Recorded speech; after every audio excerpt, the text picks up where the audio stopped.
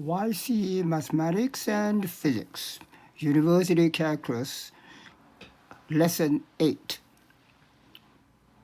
Limit Test, Part 2.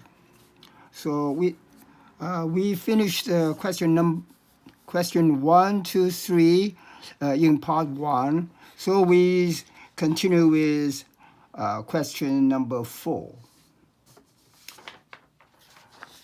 Here is question number 4.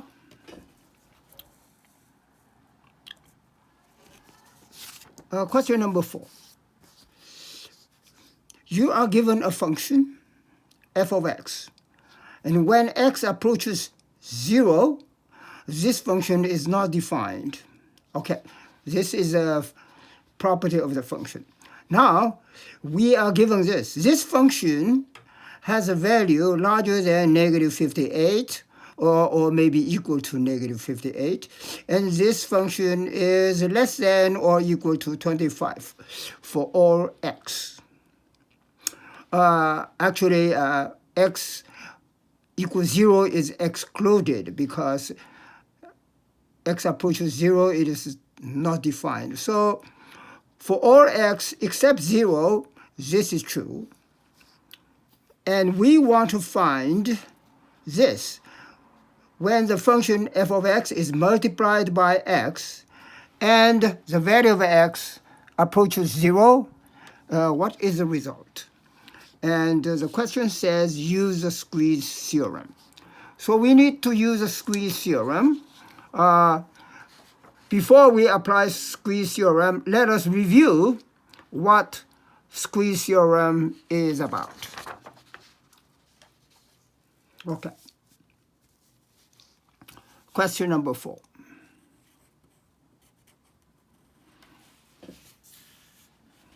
Question number 4 is, this is given. This does not exist. And it is also given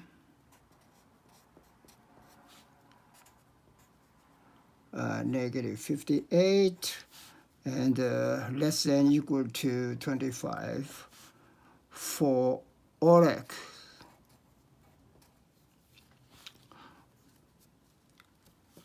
Then what do we want to find?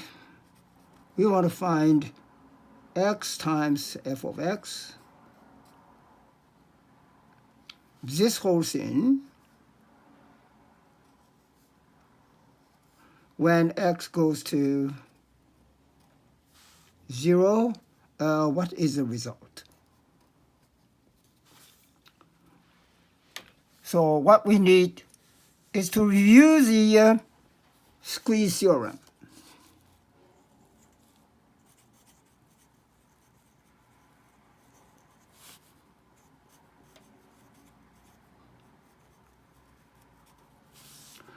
The squeeze theorem says, if this is given,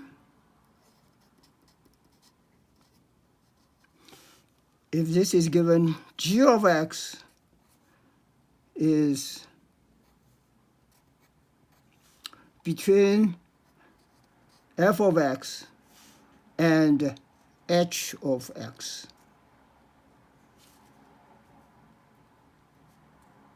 For x is near a number called c. When x is very near c, this is true.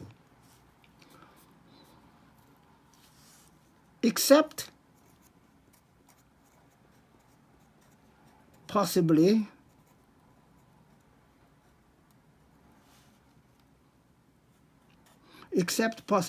x equals c.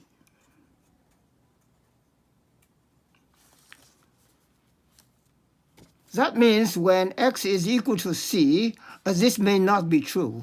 All right, so given this, and also given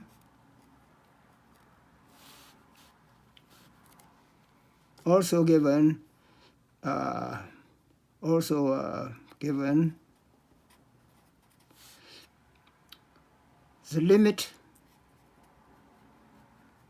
f of x when x approaches c is equal to the limit h of x when x approaches c, and they are both equal to some number L. Now, also given this is true, okay? Given this is true, except possibly x equals c, okay? Given this is true, and also given this true, then the conclusion is then limit g of x when x approaches c is equal to L. So this is called a squeeze theorem. This is called a squeeze theorem. And we need to use this theorem to find what this is equal to. Just a remark, there are other names for the squeeze theorem. Some books said it's called sandwich theorem. Sandwich theorem. Some books says it's called Pynchon theorem.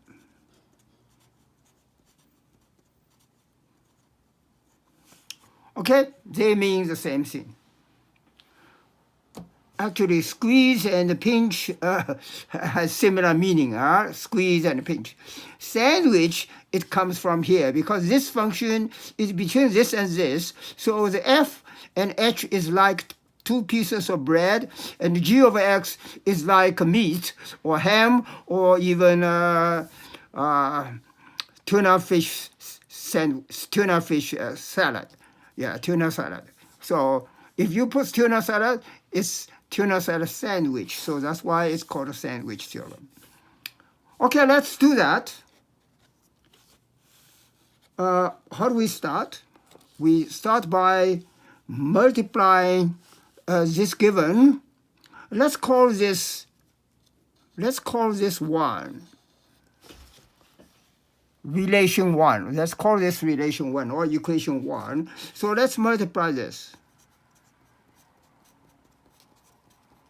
Multiply equation 1 by x. Multiply equation by x. Then what do we get? We get negative 58x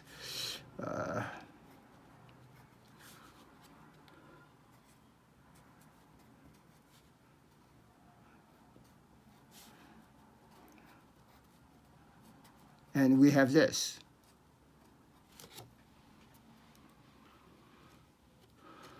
Okay, I shouldn't say equation 1. This is an inequality, right? Or let's say it's a relation 1. Okay, let's multiply 1 by x. I get this. Now compare this with the squeeze theorem. Yeah, compare this with the squeeze theorem. I can call this part f of x.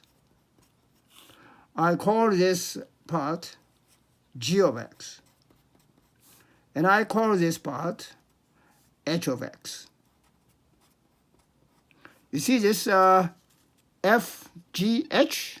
It's a sandwich, f, g, h. So I have f, g, h. So this is f, this is g, this is h. X equals 0 may be excluded.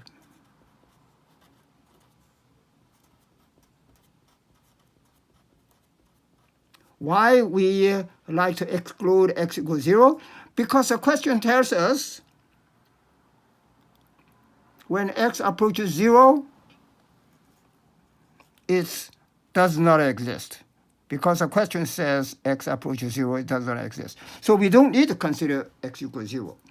And in the squeeze theorem, you can exclude this. You can exclude this value. Okay, you can exclude.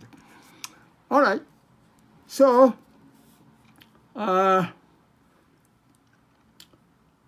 let's see this now. Let's see whether this is true. So let's do limit f and then limit h. Let's do limit f and then limit h. So let's do limit and the limit h. H is 25x. So limit x goes to, because we want to find when x goes to 0, what is the result? Because we want to find that, so we go to x goes to 0 and x goes to 0. When x goes to 0, this is 0, right? And this is also 0. So they are equal, okay? They are equal, and they are equal to 0. That means this condition satisfies the squeeze theorem, the condition of this.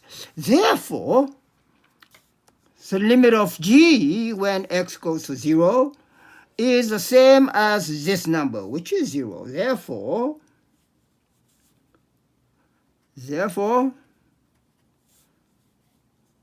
by the squeeze theorem,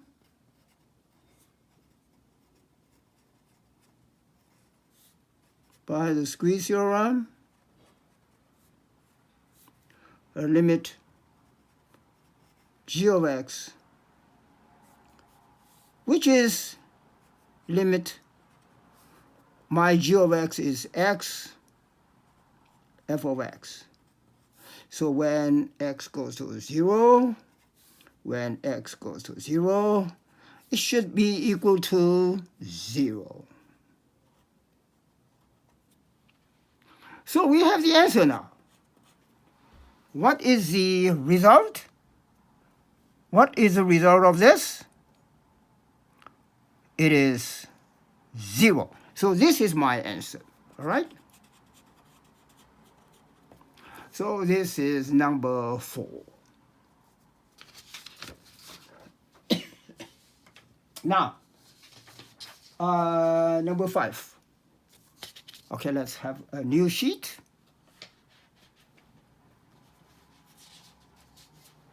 Number 5.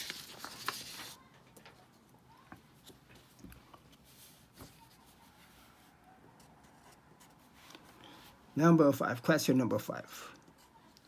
What is question number 5? Let's go to the question sheet. Okay, number 5. Number 5 is this. I want the limit of this, where this letter m is just a parameter. Parameter means it is just a constant. Now, the limit, the question says the limit exists. The limit of this exists.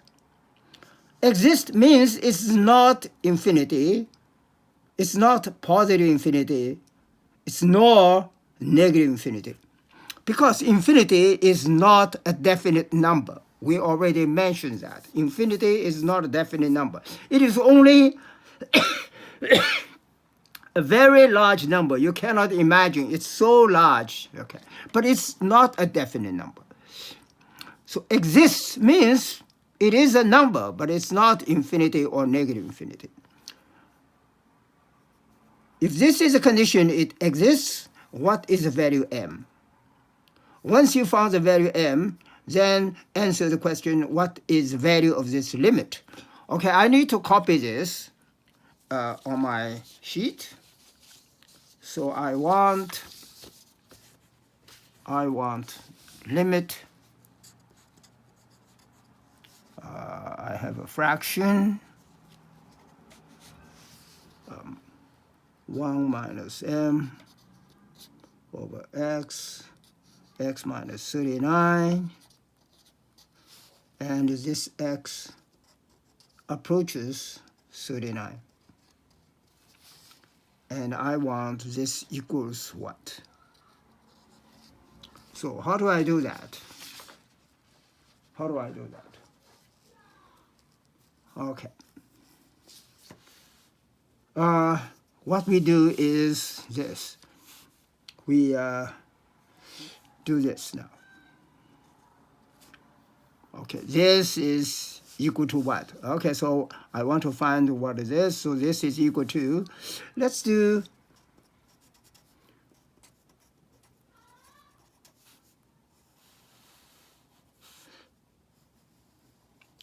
a common denominator for the numerator. So to common denominator,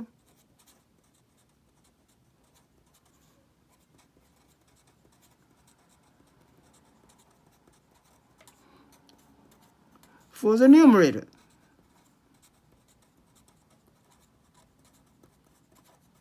So I have common denominator x and x minus m.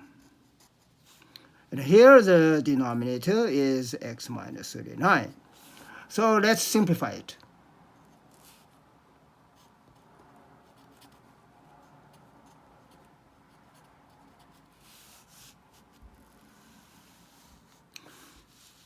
So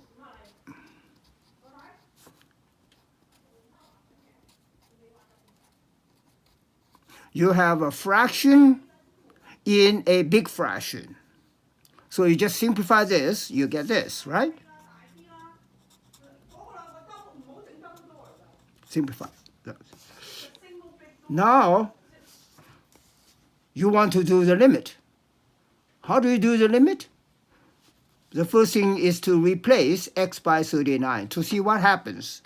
Suppose you replace x by 39, then you see 39 minus 39, so this becomes 0.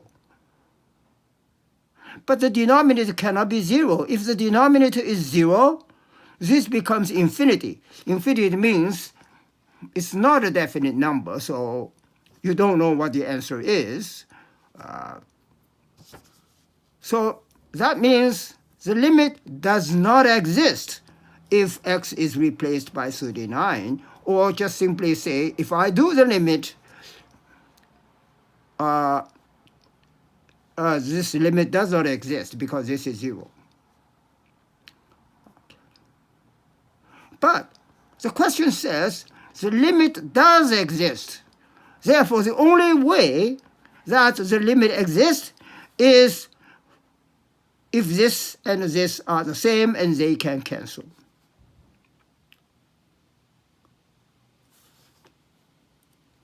So I write the reason, okay, as x approaches 39, then x minus 39 approaches 0, and this part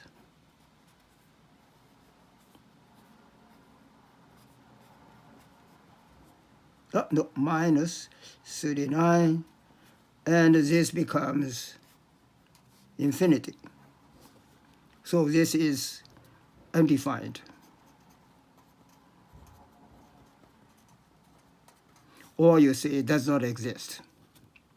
However, the question tells us that the limit does exist. So it is only possible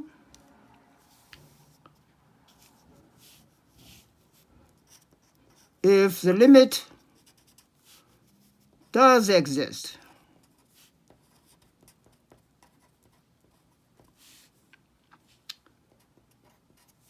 It is only possible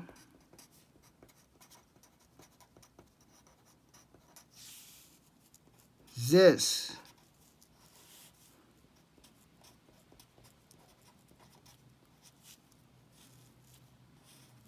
It is only possible that that x minus m and x minus 39 cancels. Yeah, cancels. They cancel each other. See, cancel each other. It's only possible if this cancels that, and then the limit exists. Therefore, m must be 39. for the limit to exist.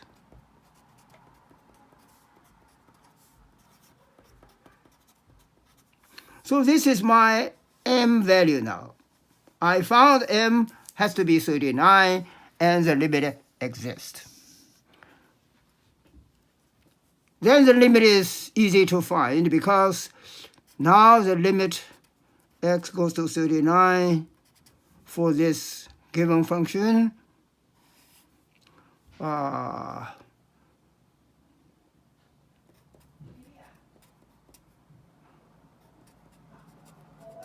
for this becomes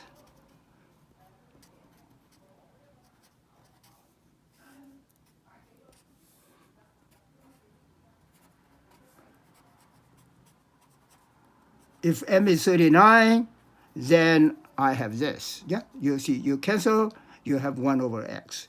Therefore, the limit is, this is my answer. Oh, yeah, this is nothing. I'm sorry. This is not negative. Okay, sorry. There is nothing here. There is nothing here. All right. So the answer is, you want m value. M is this, and then the limit goes to 39 of this function, 1 minus m over 39, x minus 39. I'm sorry, m over x. So the limit of this is 1 over 39. So I finished number 5. Okay. You follow? Yeah.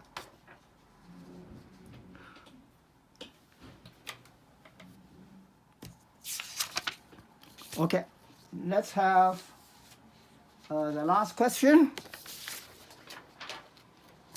The last question is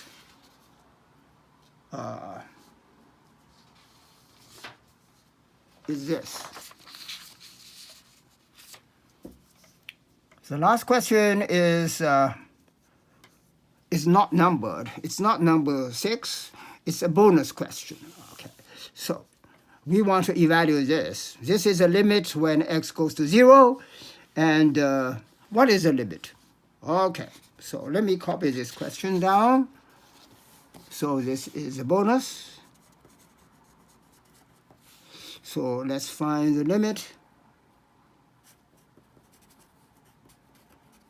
X goes to 0, x, and x plus c cubed. And this is cube root minus c. Okay, again, c is a parameter.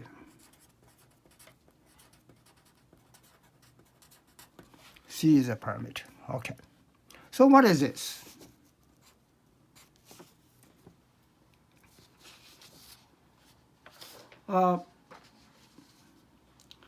Let's check. X goes to 0. What happens if x is indeed 0? So if x is 0, I have 0 here. And when this x is 0, then it's c cubed. So let's replace. Yeah. Let x equal 0. Then I have what? I have 0 over c cubed minus c. I have this. But then this is 0 over, this is c, right? C cubed, and take cube root is c. So I have 0 over 0. Do not say 0 over 0 is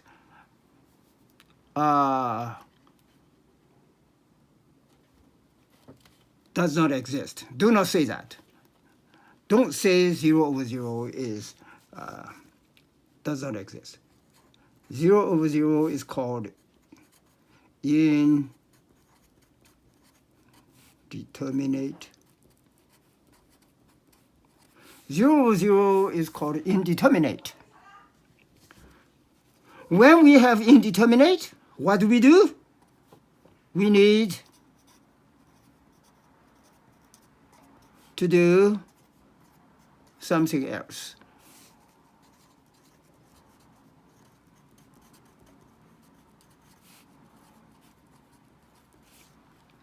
And what is something else in this case? We need to rationalize the denominator.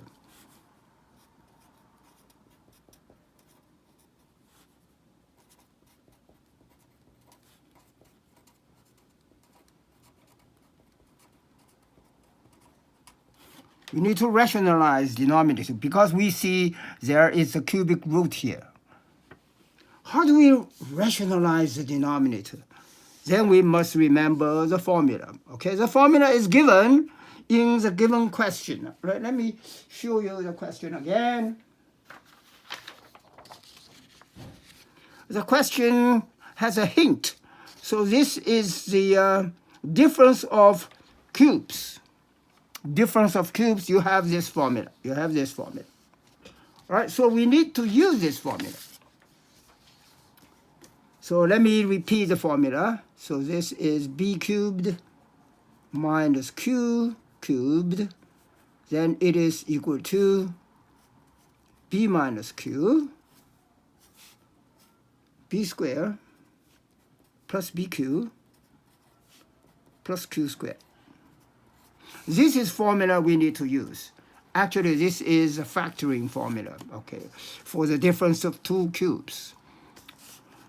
We identify the b as this. So let's say let b be this. X plus c cubed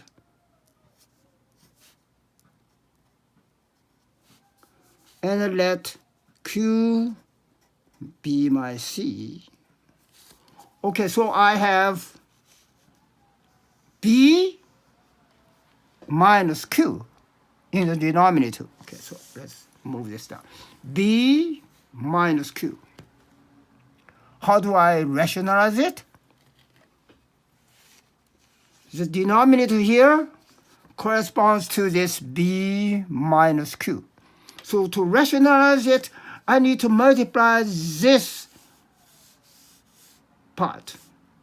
So let me continue the work. So limit x goes to 0.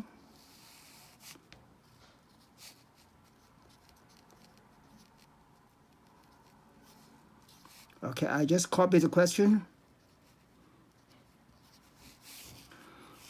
And I do this.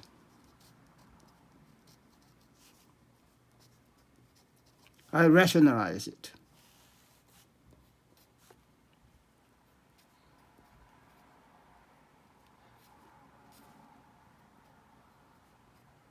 Remember, this is my b, and this is my q, and I multiply this. All right, multiply this.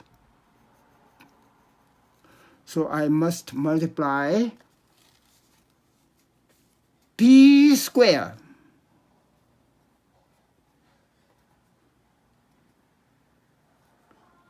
This is b, the whole thing is b, and then I square it.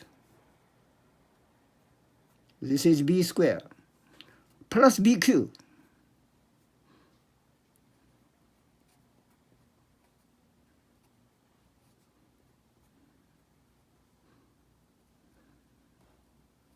This is b, and this is q, and plus q squared.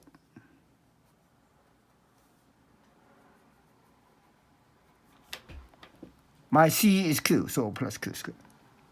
Then the numerator is the same thing as this. Because when I multiply, I I cannot change my question. So anything I multiply must be 1. You cannot multiply something which is other than 1. If you multiply something which is not 1, you change your question. So I must multiply 1. That means the numerator and the denominator are the same thing. So that's how you rationalize it.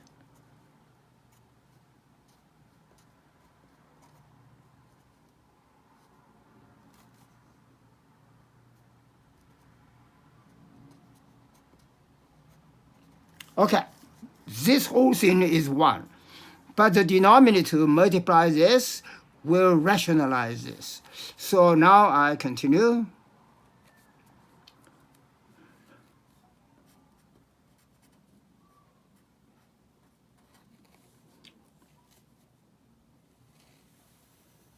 The numerator is just x times this part. X times this part. So it's just copy it.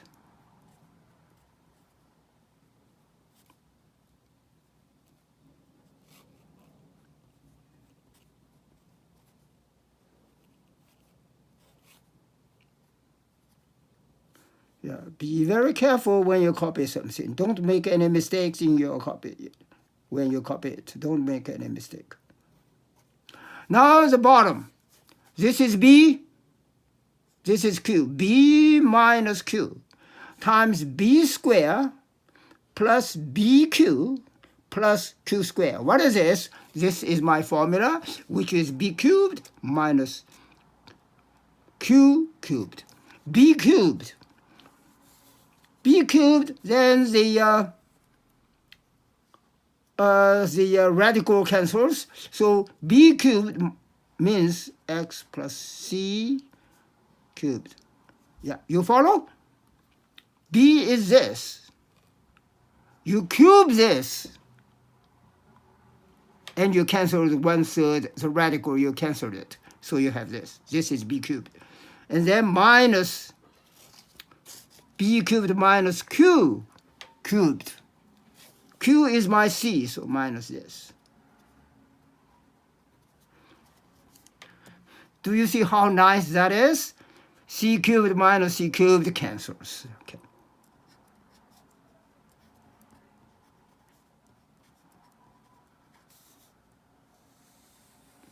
So the denominator is just simply x.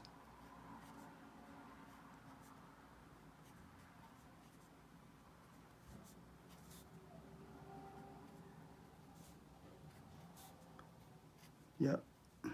Be very careful when you copy things like that. Okay. Don't make any mistakes when you copy something. Yeah. Now you see that x and x can be cancelled. Okay. I don't need to repeat the reason it can be cancelled. Because x approaches 0, x approaches 0 means x not exactly 0, x not equal to 0. If x is not exactly 0, you can cancel it. Okay.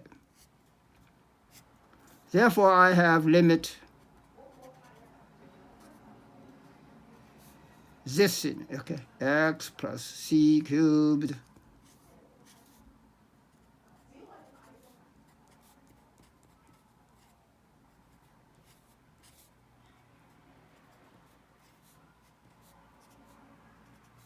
so I have this. Then you do the limit. This is simple.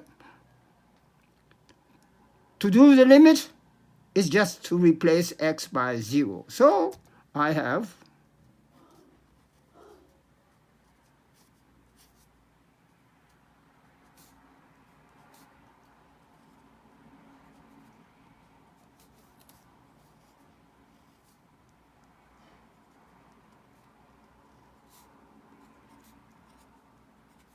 so finally I have C squared. Let's see now, cube. So this should be C squared And this is just c.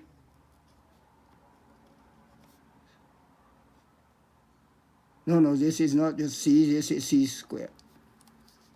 3 and times c, so this is c squared. And then I have another c squared. Let me double check, because you need to be very careful, very careful.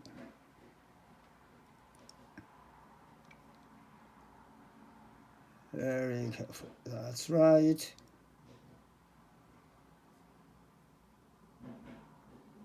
Now wait a minute.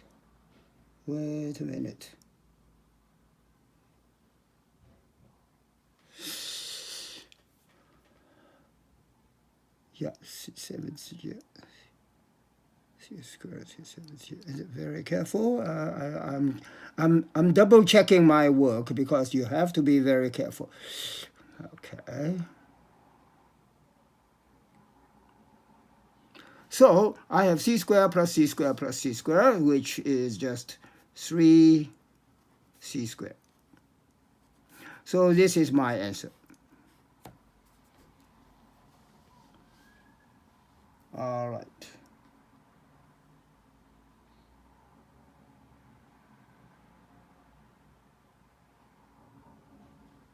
Okay. B squared BC.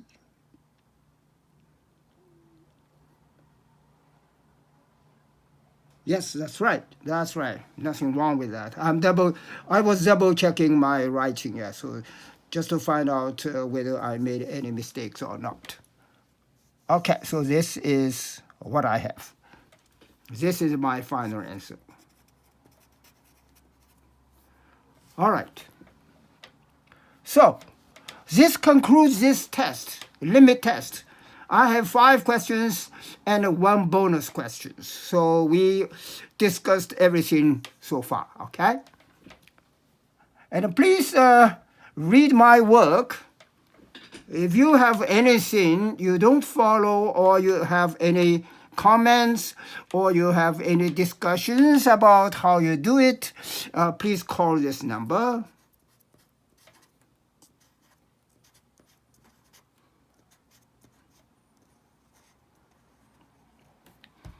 And I will answer your question. This is my name. Okay. Thank you for watching. Next time we will continue our university calculus lectures. This is extra. This is to discuss a test paper. So this is extra. So next time we will continue my lectures. Goodbye. See you next time.